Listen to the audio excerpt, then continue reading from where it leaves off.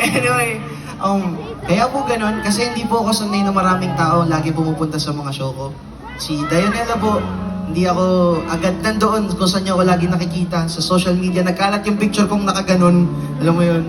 Pero aware ako doon. Happy ako na nangyari yun kasi pinag-pray ko yun, guys. At maraming taon, sunod-sunod na taon na tumutugtog po ako sa mga maliliit na bar, sa mga food park, sa mga underground na venues.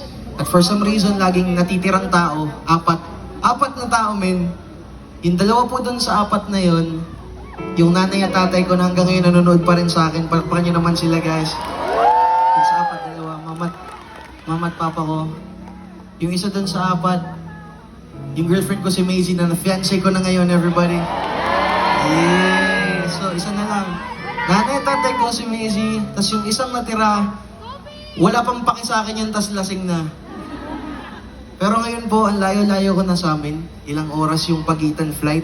Nandito ko ngayon sa Davao at kinakanta nyo po yung mga kanta. Maraming salamat po sa inyo lahat, everybody. At ayun, gusto ko lang gawing memorable tong gabi na to. Hindi lang para sa akin, pati para sa inyo. Hindi ko na kasi alam kung kailan ako ulit makakabalik doon. Unless invite nyo ako ulit, no? Yeah. Alright. Okay, I wanna make this evening memorable. Can we turn off the lights, please? This one. That one, those two, right there. Turn off! Oh yeah. Tapos, lahat ng mga ka-team ko na gusto mag-enjoy ngayong gabi ay magbubukas ng flashlights ngayong gabi. Come on! Okay, lahat na magbukas ng flashlights, yayaman ngayong taon! Wow! Ganda, men. Tingnan nyo dito, ganda. Kita ba dyan? Ayun o. Tingnan nyo, ayun o, ganda. Tapos may gagawin tayong choreo. Lahat ng flashlights taas.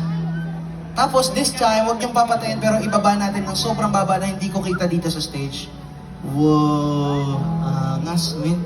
Tapos, dahil singers kayong malulupit, papakantahin ko kayo ng isang note. At pag pinakanta ko kayo ng isang note, sabay-sabay niyong tataas yung flashlights. Tapos habang kumakanta kayo, susulat niyo sa ere yung first letter ng taong mahal niyo.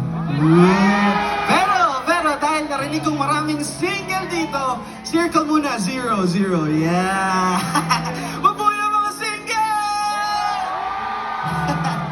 Alright, practice. Nakababa. Tapos papantayin ko kayo ng note. Pag tinawag ko kayo, sabay-sabay tataas! Habang kumakanta, circle.